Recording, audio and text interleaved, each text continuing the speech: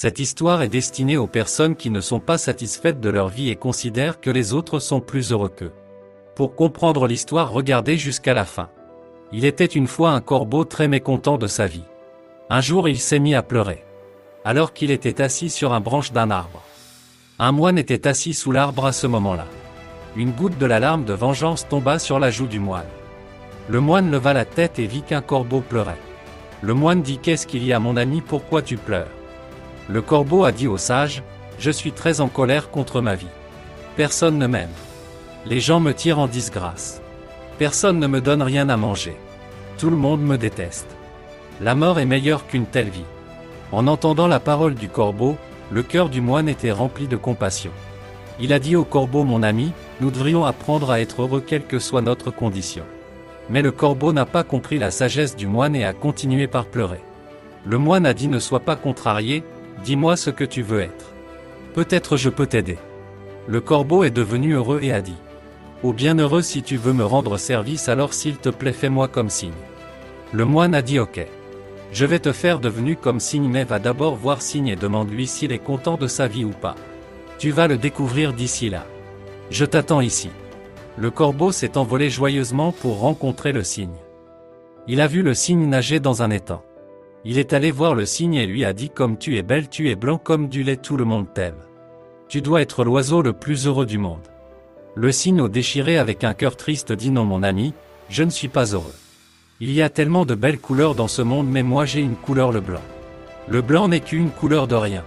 Je pense que le perroquet doit être l'oiseau le plus heureux du monde, il est si coloré. En entendant cela, le corbeau s'est envolé de là et a atteint le perroquet. Il dit au perroquet: Ô perroquet, tu es si coloré et si beau. Tu dois être l'oiseau le plus heureux du monde. Le perroquet, au cœur triste, dit: Non mon ami, je ne suis pas heureux. Tu vois des gens garder des perroquets en cage. J'ai toujours peur que quelqu'un me tienne et m'enferme dans une cage. Je pense que le paon est l'oiseau le plus heureux de ce monde, il est aussi beaucoup plus coloré que moi. En entendant cela, le corbeau a volé partout à la recherche d'un paon. Après avoir cherché pendant longtemps, il a finalement trouvé un paon qui était dans une cage. Il a vu que des centaines de personnes s'étaient rassemblées pour le voir. Après le départ des gens, le corbeau s'est approché du paon et a dit: Cher paon, tu es si belle. Chaque jour des milliers de personnes viennent te voir.